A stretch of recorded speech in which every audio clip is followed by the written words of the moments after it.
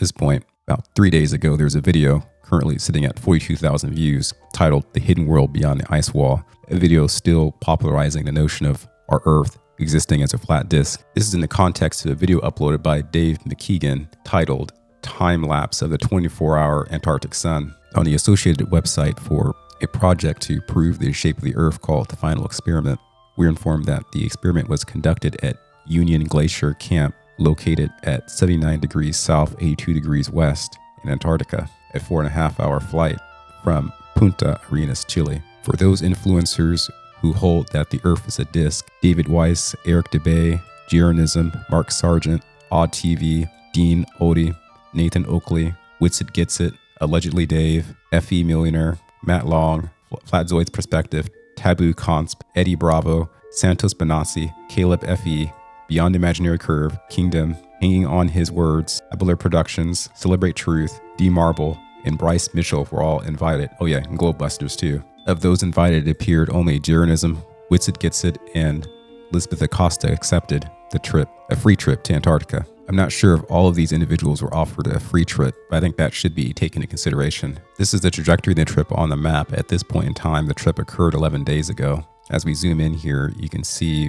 which portion was targeted. So McKeegan uploaded his time lapse showing a 25-hour recording cut down to 48 seconds. This recording appears to demonstrate the sun circling overhead in Antarctica. So I'm just scrolling through the video to show you. So if the sun can be demonstrated to circle Antarctica during the North Hemisphere's winter, and we know that the same phenomena occurs in the Arctic during the Northern Hemisphere's summer, it would be seemingly very safe to conclude that the so-called blue marble is indeed the correct cosmology of our home, a marble that exists in the vastness of space, a cosmology where the seasons of Earth are determined by its 23-degree tilt. That is nearly perfectly the same every year with very slight precession. In the aftermath of the recent trip to Antarctica, various influential globe proponent social media accounts have poked at the disc-shaped Earth believers, sort of saying, see now, look how wrong you were. Much call on me to go around.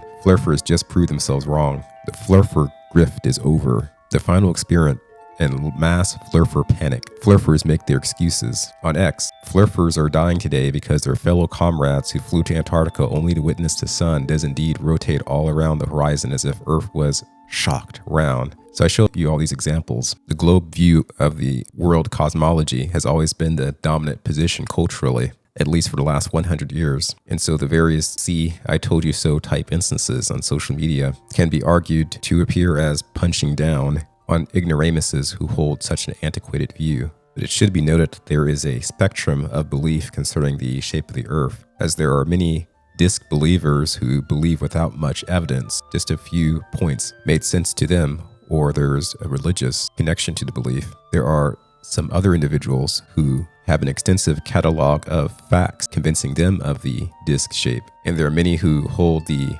dominant view mainly in relation to peer pressure, or because they don't make the time to investigate such fundamental questions as where they actually live in the universe. Sometimes if they're more analytically inclined, they may live in a state of mid-cognitive dissonance concerning the shape of the Earth, as they have contradictory facts their minds are not able to reconcile. This time lapse constituting the final proof of the shape of the Earth being a sphere. It's an easy claim to accept, but it is a claim that has to be weighed, taking all evidence into account in its seriousness, searching for any discrepancies in the evidence, as we humans are very adept at deceiving ourselves for benefits. As an example, let's look at these e-chroma glasses. Developed a pair of sunglasses that can help colorblind people see normally. It is the amazing technology that is allowing the colorblind to see what they've never been able to see before. The heartwarming story of when a little boy who is colorblind sees color for the first time.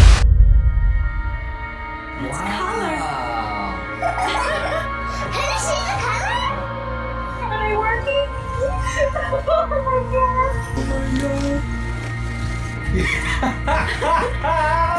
There's like red. Oh. Is it purple? Is that green? Is that red? Yeah! You've probably seen the viral videos on social media. We are so excited to see color for the first time. Grown men reduced to tears, trying on a pair of colorblind glasses and swearing they're seeing true color for the first time. In this video by Megalag, in a 3-part series, he shows scientific evidence these glasses do not technically improve colorblindness in the way they're claimed to, and shows direct evidence of some dishonest activity in advertising. Towards the end of part 2, he delves into the social pressure participants of the testimonial videos are under to create happy experiences for family by showing they benefited from a gift. I'll play a clip just to drive this point home. Has finally come. You're about to see a whole new world of color for the very first time. You know they're going to work because they're backed by science and medical professionals. But then you put on the glasses and see this. And if you're not crying by now, everyone is waiting with bated breath for your reaction. But even though the world hasn't suddenly burst into a spectrum of colors you've never seen before, you feel an immense pressure to react, to show gratitude, to give your family and friends the emotional response they're hoping for.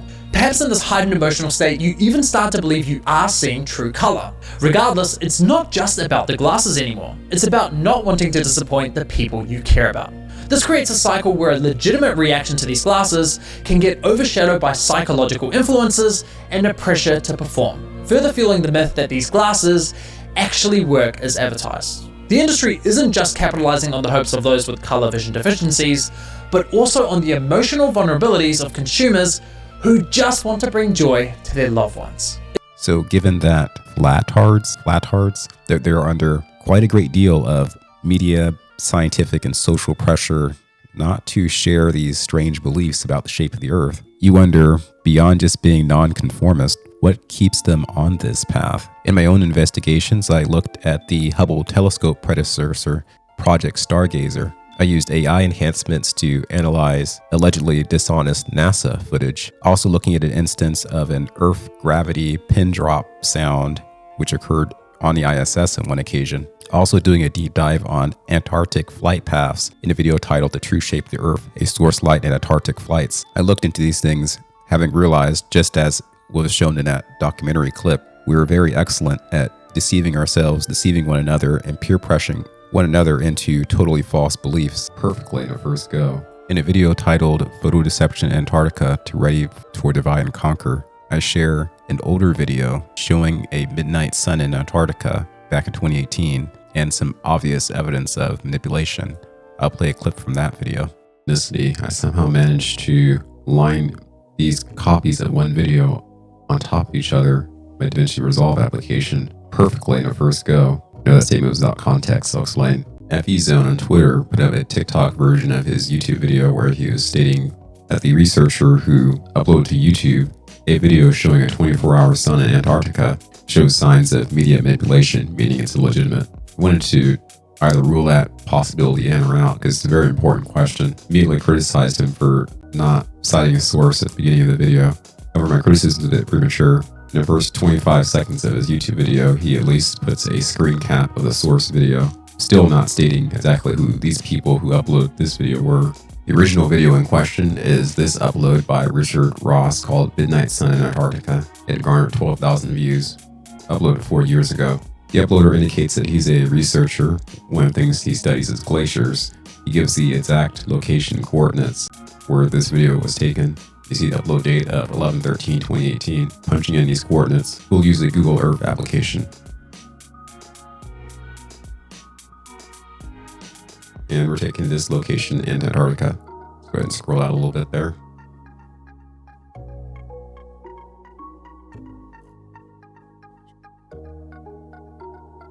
Now to synchronicity. So I decided to go ahead and try to place the beginning of one clip underneath a point in the middle of the same clip later on. This is stated to be a 55-hour time lapse. So about 1 day or 24 hours is a little bit over halfway through this here. It should be a little less than halfway through it. I didn't struggle to do this. I just kind of randomly just slapped it on top. And then I started to play with the composite layering. Now we're at 100% opacity. I'm going to reduce the opacity. And essentially the sun doesn't change, but the background does. The reason I call it synchronicity is because of the extremely low probability that I would just happen to guess the exact point to place one video on top of the other to yield this perfect overlay.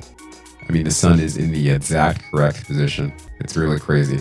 I'm taking the opacity to 0. You see the clouds here. the clouds vanish. Clouds appear, cloud vanish, sun in the exact same location, corpuscular rays looking exactly the same. This video is manipulated. I'll go ahead and resize the window for you, and we'll adjust the opacity.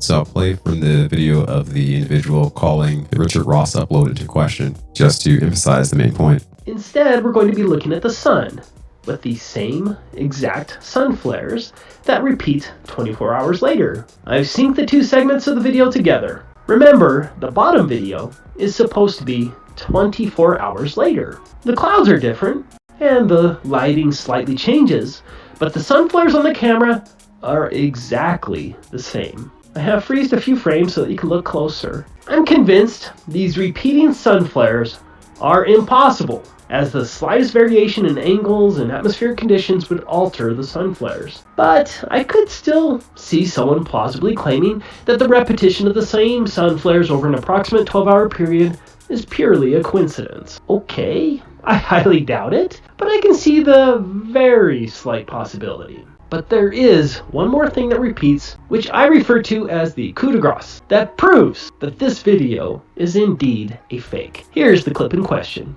Did you see it? Here it is again. Do you see the lighting artifact flash on and off at the same exact time? Here it is again at a very slow speed. The flashes are exact and at the same video frame. Different clouds. That's impossible. The video is fake. There's no excuse.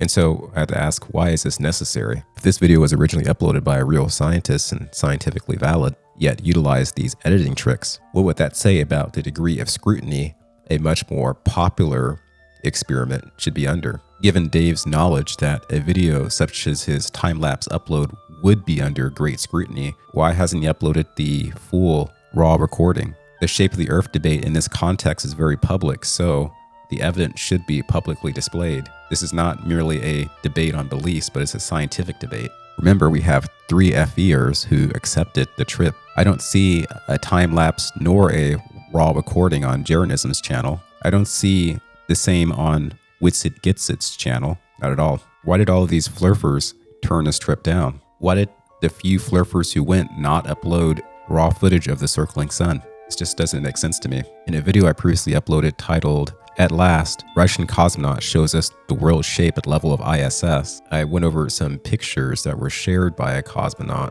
at elevation to show just how controversial this Earth-shaped question can be, where even at the height of 254 miles, you get pictures that look like this and this, with the angle and aperture of the lens used not accounted for. There was a rather influential book released titled 16 Emergency Landings Prove the Shape of the Earth. Essentially, we have a situation where there are multitudes of distrustful minds seeking on their own to make sense of the world around them. They seek against a prevailing worldview. They're labeled as flattards and bullied. They also have to weigh the emotional implications of a spherical Earth, reconciling that their existence, their lifetime of joy and suffering, has all occurred in a tiny dot in a sea of blackness, knowing that the nearest black hole is 33 times as massive as our sun and is only 2,000 light years away from us, that it has the capability of swallowing our solar system and personal world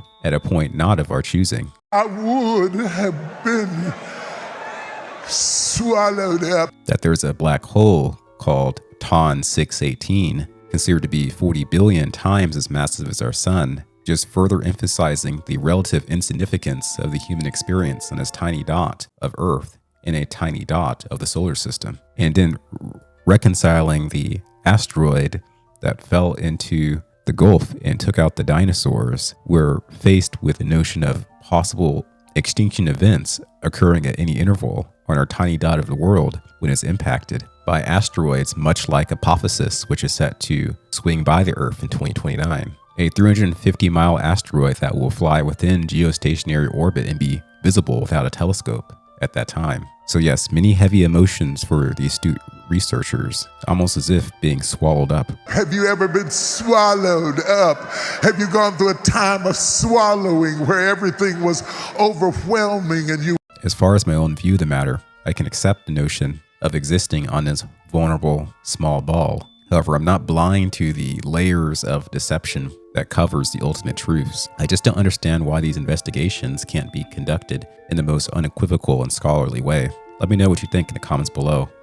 Before ending this, I just wanted to note that with the time-lapse video that was shared with us, there was an interesting anomaly known to stir up questions in some. As you scroll through the video looking at the sun itself, the sun does appear to change shape at a certain point. It's when it's going over the mountain here, the sun sort of flattens, so it becomes more of an oval shape, and then it returns to a more circular shape. I had seen this video a few times before and thought that the environment itself seemed to warp a little bit, but looking at it on repeat viewing, I can really only appreciate the alteration of the sun and not the environment. Could this have something to do with the way this thing described as the sun is shown before our eyes? Assuming a cosmology of assimilation where the Earth is made to appear spherical, could this flattened sun be seen with the naked eye by those participants in the area? The possibility of two apparent suns has been pointed out on Eric DeBay's channel in his recent video, The Final Strawman Experiment.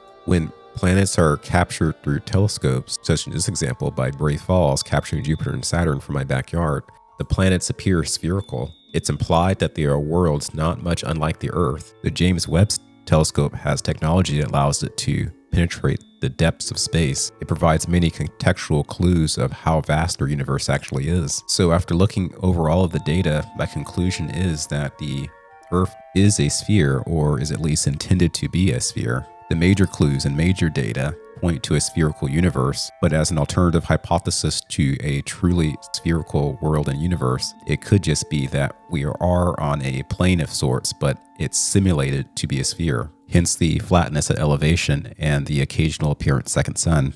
Of course, these visual anomalies have proposed counter-arguments. The struggle of the Shape of the Earth researcher is to separate fact from fiction and find like curious minds rather than having to deal with arrogant bullies. There's so many threads in this topic, I can likely go on forever, but I'll go ahead and end the video here. Thanks for watching.